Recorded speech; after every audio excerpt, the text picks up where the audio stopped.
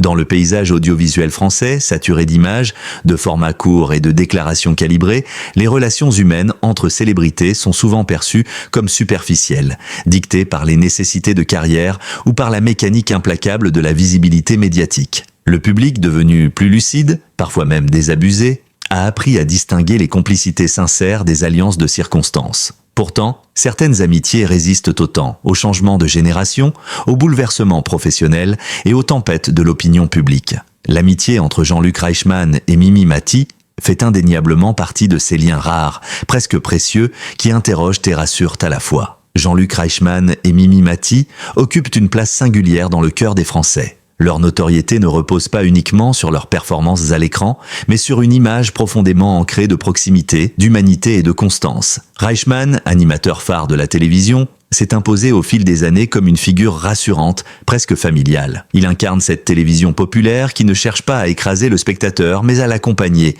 à lui parler d'égal à égal. Mimi Mati, de son côté, est devenue bien plus qu'une actrice ou une humoriste. Elle est un symbole de courage, de résilience et d'acceptation, dans un milieu qui n'a pas toujours su faire preuve de bienveillance envers la différence. Leur amitié s'est construite dans ce contexte particulier, celui d'une exposition permanente où chaque mot peut être interprété, chaque geste commenté, chaque silence questionné. Ils se sont rencontrés professionnellement, comme tant d'autres figures du petit écran. Mais très vite, quelque chose de plus profond s'est installé. Une reconnaissance mutuelle d'abord, puis une confiance. Enfin, un attachement durable, forgé par des valeurs communes et une vision similaire de leur rôle public. Ce qui frappe, lorsqu'on observe leur relation sur la durée, c'est l'absence totale de mise en scène. Pas de démonstration excessive sur les plateaux, pas de confidences spectaculaires dans la presse, pas d'exploitation émotionnelle de leurs liens. Leur amitié s'est toujours tenue à distance du bruit médiatique. Elle s'est exprimée par petites touches, à travers des mots simples, des regards, parfois des silences. Une amitié adulte, pudique, presque discrète dans un univers qui valorise pourtant l'excès. C'est précisément cette discrétion qui rend le message récent de Jean-Luc Reichmann d'autant plus marquant. Lorsqu'il choisit de s'exprimer publiquement sur la santé de Mimi Mati, il ne rompt pas seulement avec son habitude de réserve. Il franchit un seuil émotionnel. Ce geste n'est pas anodin, il n'est ni calculé ni stratégique. Il est le fruit d'une inquiétude réelle, profonde, presque impossible à contenir. Dans son message, Reichmann ne se place pas en animateur, ni en figure médiatique consciente de son influence. Il parle avant tout comme un ami inquiet. Ses mots sont mesurés, choisis avec soin, presque pesés un à un. Il ne cherche pas à informer dans le sens journalistique du terme. Il ne donne ni détails médicaux, ni échéances, ni diagnostics. Il exprime un état d'esprit, l'inquiétude. Une inquiétude sincère, dénuée de sensationnalisme, qui contraste fortement avec les codes habituels de la communication people. Cette posture révèle beaucoup de choses. Elle révèle d'abord la profondeur du lien qui l'unit à Mimi Mati. On ne prend pas la parole publiquement sur la santé d'une autre personne sans une légitimité morale forte.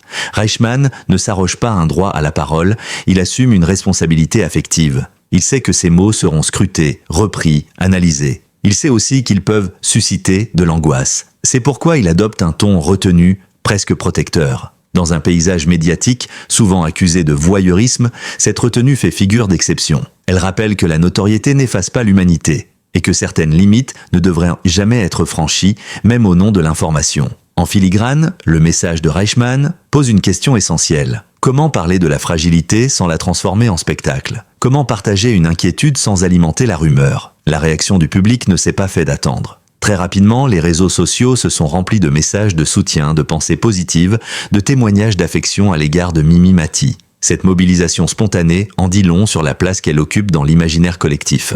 Pour beaucoup, elle n'est pas seulement une actrice ou une personnalité publique. Elle est une présence familière, presque intime, qui a accompagné des moments de vie, des soirées en famille, des périodes de doute ou de joie. L'inquiétude exprimée par Jean-Luc Reichmann agit alors comme un révélateur. Elle rappelle que même les figures les plus lumineuses, celles qui donnent l'impression d'une force inébranlable, peuvent traverser des périodes de vulnérabilité. Et surtout, qu'elles ne devraient jamais être réduites à leur image publique. Mimi Mati, derrière le sourire et l'humour, reste une femme confrontée, comme tant d'autres, aux aléas de la santé et du temps qui passe. Ne cherche donc pas à alimenter la spéculation, ni à satisfaire une curiosité déplacée. Il vise à poser un cadre, celui d'un récit profondément humain, centré sur une amitié authentique et sur la manière dont elle se manifeste dans l'épreuve. Loin des titres racoleurs et des formules chocs, il s'agit ici de comprendre le sens d'une prise de parole rare, presque inhabituelle dans sa sincérité. En exprimant publiquement son inquiétude, Jean-Luc Reichmann ne livre pas une information, il partage une émotion. Et c'est précisément cette dimension émotionnelle qui rend son message si puissant. Il rappelle que, derrière les projecteurs, les contrats et les audiences, il existe des liens qui échappent aux logiques médiatiques. Des liens fondés sur le respect, la fidélité et une forme de solidarité silencieuse. La prise de parole de Jean-Luc Reichmann au sujet de la santé de Mimi Mati n'est pas intervenue par hasard ni dans un vide médiatique. Elle s'inscrit dans un contexte précis, marqué par une attention accrue du public à l'état de santé des personnalités connues, mais aussi par une fatigue croissante face aux excès du sensationnalisme. C'est précisément dans cet espace fragile, entre droit à l'information et respect de l'intimité, que le message de Reichmann a trouvé un écho si particulier. Lorsqu'un animateur de premier plan s'exprime publiquement sur un sujet aussi sensible, chaque mot compte. Dans le cas présent, ce qui frappe immédiatement, c'est le choix du ton. Pas d'annonce brutale, pas de formule dramatique, pas de vocabulaire alarmiste. Jean-Luc Reichmann adopte une parole mesurée, presque retenue, comme s'il avançait sur une ligne de crête. Il sait que son message sera repris, commenté, amplifié. Il sait aussi qu'un excès de détails pourrait nourrir des interprétations incontrôlées. Ce positionnement révèle une conscience aiguë de la responsabilité médiatique. Reichmann n'est pas seulement un animateur populaire, il est aussi un homme habitué à manier la parole publique. Depuis des années, il s'exprime régulièrement sur des sujets délicats, notamment liés à la santé, au handicap ou à la fragilité humaine. Cette expérience transparaît dans la manière dont il aborde l'état de Mimi Mati, avec empathie, mais sans jamais franchir la frontière de la vie privée. Dans son message, il n'y a pas de volonté d'informer au sens strict. Aucune donnée précise, aucune échéance, aucune confirmation médicale, ce n'est pas un communiqué, encore moins une révélation. C'est l'expression d'un état émotionnel. Une inquiétude, assumée comme telle, partagée non pour créer un choc, mais pour expliquer une absence, un silence, ou simplement pour préparer les esprits à une période de retenue. Ce choix est loin d'être anodin. Dans l'écosystème médiatique actuel, dominé par l'instantanéité et la surenchère, l'absence d'informations concrètes est parfois perçue comme une faiblesse. Certains médias y voient un vide à combler, certains internautes une invitation à spéculer. Pourtant, Reichmann prend le parti inverse, celui du silence partiel, de la parole incomplète mais honnête. Il dit ce qu'il peut dire et surtout ce qu'il estime juste de dire. La réaction du public confirme la pertinence de cette approche. Loin de provoquer une panique ou une vague de rumeurs incontrôlées, son message a suscité une émotion collective marquée par la compassion. Les commentaires, sur les réseaux sociaux comme dans les forums, témoignent d'une grande maturité du public. Beaucoup remercient l'animateur pour sa sincérité, d'autres saluent sa pudeur. Rarement une prise de parole sur la santé d'une célébrité aura généré autant de retenue dans les réactions. Ce phénomène mérite d'être analysé. Il révèle une évolution du rapport entre le public et les figures médiatiques. Les spectateurs ne réclament plus nécessairement des détails à tout prix. Ils semblent de plus en plus sensibles à la manière dont l'information est transmise, au respect accordé aux personnes concernées. Dans ce contexte, le message de Reichmann agit presque comme un contre-modèle, une démonstration qu'il est possible de communiquer autrement.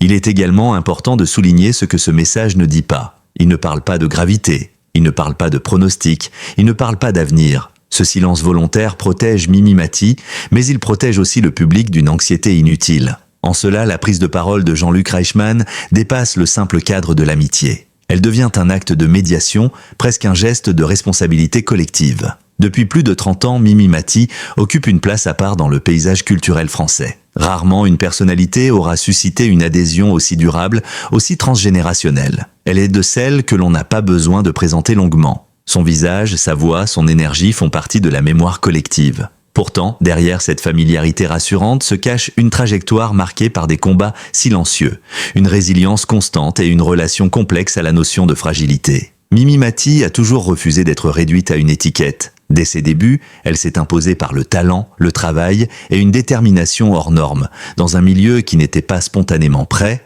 à faire de la place à la différence.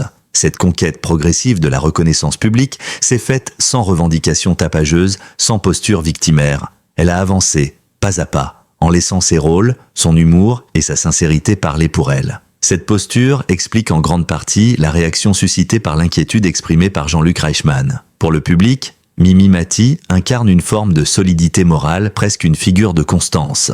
L'avoir associée à une inquiétude liée à la santé crée un décalage émotionnel puissant. Non pas parce que la maladie serait inconcevable, mais parce qu'elle rappelle brutalement que même les symboles de force sont soumis aux mêmes lois que tous les autres. Au fil de sa carrière, Mimi Mati a toujours entretenu un rapport très maîtrisé à sa vie privée. Elle n'a jamais fait de sa santé un sujet de communication. Lorsqu'elle s'exprimait, c'était par nécessité, rarement par choix. Cette retenue, souvent interprétée comme une pudeur naturelle, est aussi une manière de préserver une frontière claire entre la personne publique et la femme intime. Une frontière que son entourage, à commencer par Jean-Luc Reichmann, semble déterminé à respecter. Dans le traitement médiatique de sa carrière, cette discrétion a parfois été mal comprise. Certains y voyaient un refus de transparence, d'autres une stratégie. Avec le recul, elle apparaît surtout comme une forme de cohérence personnelle. Mimi Mati n'a jamais cherché à susciter la compassion. Elle a préféré inspirer par l'exemple, par la constance, par la capacité à durer dans un univers où l'éphémère est la règle. C'est précisément pour cette raison que l'inquiétude autour de sa santé touche autant. Elle ne s'inscrit pas dans une narration déjà connue ou répétée. Elle surgit dans un parcours perçu comme stable, maîtrisé, presque immuable. Le public, confronté à cette nouvelle, est alors invité à revoir son regard, non plus celui d'une figure presque intemporelle, mais celui d'une femme confrontée, comme toutes les autres, à la vulnérabilité du corps et au poids du temps. Il s'agit plutôt de comprendre ce que représente Mimi Mati dans l'imaginaire collectif, et pourquoi la moindre inquiétude à son sujet résonne aussi fortement. Elle représente une forme de continuité dans un monde médiatique en perpétuel renouvellement. Une présence stable, rassurante, qui a accompagné des millions de foyers sans jamais se lasser ni lasser. La fragilité, lorsqu'elle touche une figure aussi populaire, agit comme un miroir. Elle renvoie chacun à sa propre condition, à ses propres peurs, à ses propres limites. En ce sens, l'émotion collective observée autour de Mimi Mati dépasse largement le cadre de l'actualité people. Elle touche à quelque chose de plus universel. La difficulté à accepter que ceux qui nous rassurent puissent, eux aussi, avoir besoin de soutien. Il raconte la transformation du regard porté sur une icône. Non pas pour la fragiliser symboliquement, mais pour la rendre plus humaine encore. Et peut-être est-ce là la plus grande force de Mimi Mati, avoir su, tout au long de sa carrière, rester proche du public, au point que sa vulnérabilité devient aujourd'hui une émotion partagée, respectueuse et profondément sincère. L'inquiétude exprimée par Jean-Luc Reichmann au sujet de la santé de Mimi Mati n'a pas seulement touché par son contenu, mais aussi par l'onde qu'elle a provoquée dans l'espace médiatique et auprès du public. Rarement une prise de parole aussi mesurée aura suscité une réaction aussi large, révélant les mécanismes complexes qui régissent aujourd'hui la circulation de l'émotion dans l'actualité des célébrités. Dès les premières heures suivant le message de Reichmann, les médias se sont emparés de l'information. Mais contrairement à d'autres situations similaires, le traitement a globalement fait preuve d'une retenue inhabituelle. Les grands titres ont repris les faits sans extrapolation excessive, souvent en rappelant explicitement le caractère pudique et non alarmiste de la déclaration. Cette prudence éditoriale n'est pas anodine. Elle traduit une prise de conscience progressive des limites à ne pas franchir lorsque la santé d'une personnalité publique est en jeu. Dans le même temps, les réseaux sociaux se sont transformés en un vaste espace de soutien. Les messages adressés à Mimi Mati ont afflué, portés par une tonalité majoritairement bienveillante. Pas de chasse à l'information, peu de spéculations agressives, mais une succession de témoignages affectueux, de souvenirs partagés et de remerciements. Cette réaction collective marque une rupture avec certaines dérives observées par le passé, où la moindre rumeur se transformait en feuilleton anxiogène. Cette mobilisation émotionnelle révèle la nature particulière du lien entre Mimi Mati et le public. Elle n'est pas perçue comme une star distante, mais comme une présence familière presque intime. Pour beaucoup de spectateurs, elle fait partie du quotidien depuis des décennies. Son humour, ses rôles, sa constance sont accompagnés des moments de vie ordinaires. Face à l'inquiétude, cette proximité symbolique se traduit par un besoin de protection, presque instinctif. Pour les journalistes spécialisés dans l'actualité des célébrités, cette séquence constitue un moment charnière. Elle pose une question essentielle. Comment couvrir une information sensible sans la dénaturer ? Le message de Reichmann agit ici comme un cadre implicite.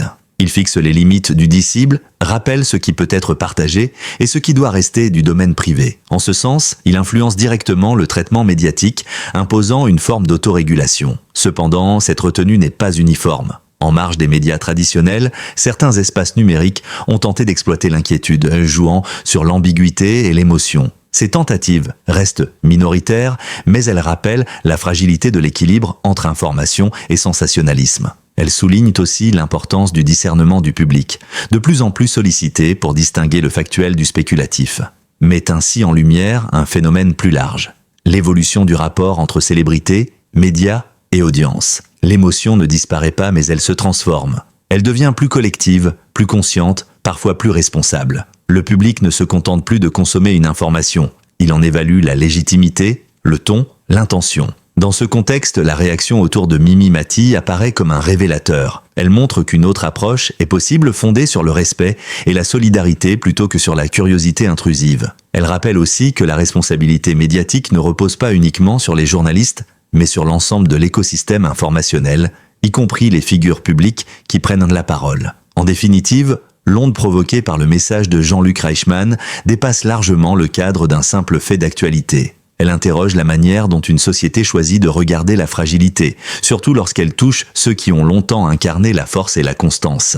Elle invite à un journalisme plus lent, plus réfléchi, où l'humain prime sur le spectaculaire. À mesure que l'émotion retombe et que le silence reprend sa place, le message inquiet de Jean-Luc Reichmann concernant la santé de Mimi Mati laisse apparaître une dimension plus profonde, presque intemporelle. Ce qui, au départ, pouvait sembler être une simple prise de parole amicale devient, avec le recul, un symbole plus large, celui d'une humanité partagée, d'une solidarité silencieuse et d'un rapport plus apaisé au temps et à la fragilité. Dans un monde médiatique dominé par l'urgence, par la nécessité de produire du contenu en continu, cette séquence agit comme une pause. Le message de Reichmann n'a pas ouvert un feuilleton, il l'a refermé avant même qu'il ne commence. En refusant la surenchère, en acceptant l'incomplétude de l'information, il a imposé un rythme différent, celui de l'attente respectueuse. Une attente qui ne cherche pas à combler le vide par des hypothèses, mais qui accepte que certaines choses ne soient ni publiques ni immédiates. Cette posture est loin d'être anodine. Elle renvoie à une vision presque ancienne de la solidarité.